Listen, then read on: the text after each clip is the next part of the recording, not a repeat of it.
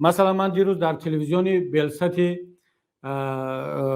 بلاروس ها بودم، مصاحبه دادم. فقط تجهیزاتی که در اون تلویزیون هست چندین میلیون دلار هست. این از پول بلاروس ها نیست، این از پول اروپایی ها هست. بینایی که آنها در اونجا اجاره میشینند در داخل تلویزیون پولشا هست، بینای دولتی هست، با بهترین تجهیزات آماده شدن. شاید که بودجه سالانه تلویزیون اپوزیسیون بلاروسیا از 20 تا 30 میلیون یورو بیشتر باشد. مثلا در اتاقها تا نزدیک 200 نفر کار میکنند. شما تصور کنید که همین 200 نفری که کار میکنند معاش میگیرند، چندین میلیون دلار فقط تجهیزات و کامera و نورپردازی و اینا هست. بینندگانشان برابر شبکه‌های تلویزیونی تاجیک نیست که با یک دستگاه تلفن و با ارزانترین دستگاه ها کار کرده ایستادن. شما اگر در یوتیوب مثلا برید که بلست رو چند هزار آدم تماشا میکند، یا در ماهواره و بیاید مثلا ازدا تیوی یا اینکه اصلاح تیوی، پیام تیوی، اینها رو ببینید، مقایسه کنید خودتون. چرا اروپایی‌ها به بلاروس‌ها کمک میکنند که آزاد باشند، دموکراسی در اونجا باشد، به تاجیکستان کمک نمیکنند؟ چون میگن اینا جز اروپان و به این بعضیشون به این نتیجه رسیدن که شاید که اروپایی‌ها فقط سزاوار هستند که آزاد باشند، زندگی با کرامت داشته باشند.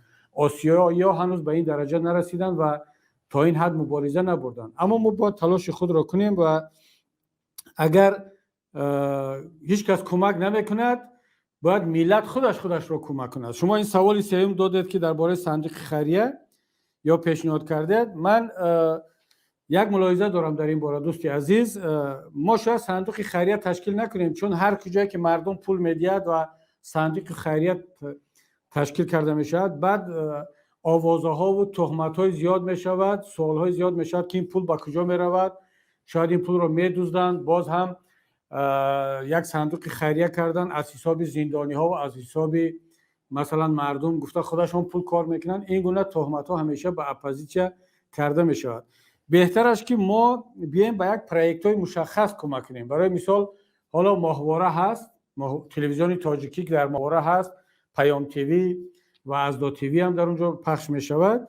ما بیایم مردم پول جمع کنن، مردم کمک کنن، مردم تاجیک میخواهند ما هم مثل دیگران صاحب تلویزیون باشیم و پیشرفت کنیم. دیگر با کبیری نه، با یگان صندوق خیریه نه، با یک طرح مشخص به تلویزیون کمک کنن. $1، $5، $10 چقدری که میتوانند، و تا اینکه دیگر برادرانی که زحمت میکشند صاحب دستگاه های پیشرفته و امکانات پیشرفته باشد. شما ببینید وقتی که ما در هاتبیرد این شبکه تلویزیونی پیام تیوی پخش میشد، هاتبیرد رو در تاجیکستان همه تماشا میکنند. همه شبکه‌های ماهواره‌ای تاجیکی و ایرانی و افغانی در هاتبیرد هستند و برای اینکه یک تاجیک و یک تاجیکستانی هاتبیرد را تماشا کند، یک اون دستگاه آنتن نصب کردن ضرورت ندارد. کافی است که با همون پولت نصب کند و تماشا کند. اما حکومت تاجیکستان آمد این را با استفاده از کمک چینایی‌ها و میلیون ها دلار پول بودجه زد و پرازید روان کرد و ما را این شبکه را از هاتبیرد گرفتن، چون که این ضررش به دیگر شبکه‌های ماهواره‌ای میرسد. الان در یوتلسات هست، پخش شده ایستاده است، اما در تاجیکستان یوتلسات بیننده کمتر دارد و حالا ما برای آنکه باز برگردیم به هاتبیرد هم مبلغی کلان لازم است. ماهانه نزدیک بین 20 تا 30 هزار یورو برای یک ماه باید اجاره گرفت و این نیاز به کمک دارد. اگر خارجی ها پول نمیتین که نمیتین و ما هم درخواست نکردیم برای این مسئله و ما هم بلاروسیا نیستیم که خودشون بیان پیشنهاد کنن، فقط میمونه که ما با مردم مراجعت کنیم و اگر مسئولین تلویزیون این خجالت زدگی رو کنار بگذارن، جای عیب نیست از مردم خودت درخواست کمک کنی. فقط این دوستان ما در شبکه شرم می‌دارن، خجالت میکشن که با مردم مراجعت کنن. باید که صورت حساب رو با مردم داد، اعلان کرد و تا اینکه مردم برای خودش و برای آزادی خودش به این تلویزیون کمک کنند.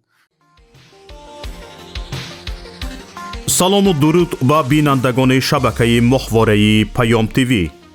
با درخواست زیاد شما بینندگان در این نوار برایتان آموزش می دهیم که چگونه باید به شبکه ماهواره‌ای ما پیوست شد. برای این خریدن موجگیری نو لازم نیست و تنها با پیوست کردن یک سرک موجگیری LMB یا همان گلافکه علاوگی می توانید این کار را انجام دهید. این موجگیری هاتبیارد است که بیشتر شما از آن استفاده می کنید. نگاه کنید. هاتبیارد 13 درجه‌ای و این هم شبکه PMC منوتو. با همین موجگیر شما می توانید به ماهواره یوتلسات پیوست شوید. برای این یک دانه سرک موجگیری لازم داریم، یک دانه دست قیچی و یک دانه خمود. دست قیچی را با خمود روی سرک موجگیری هاتبیارد می چسبانیم. سیم را با LMB یوتلسات پیوست و سپس تنظیم می کنیم.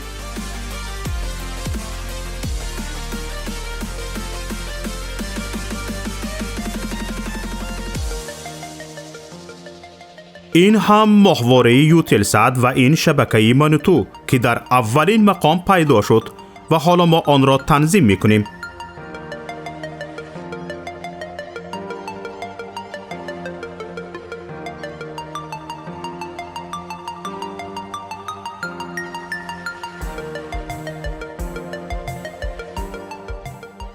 اینک ماهواره یوتلسات تنظیم شد و چنانی که میبینید فاصله بین هر دو سرک موجگیری خیلی کم است.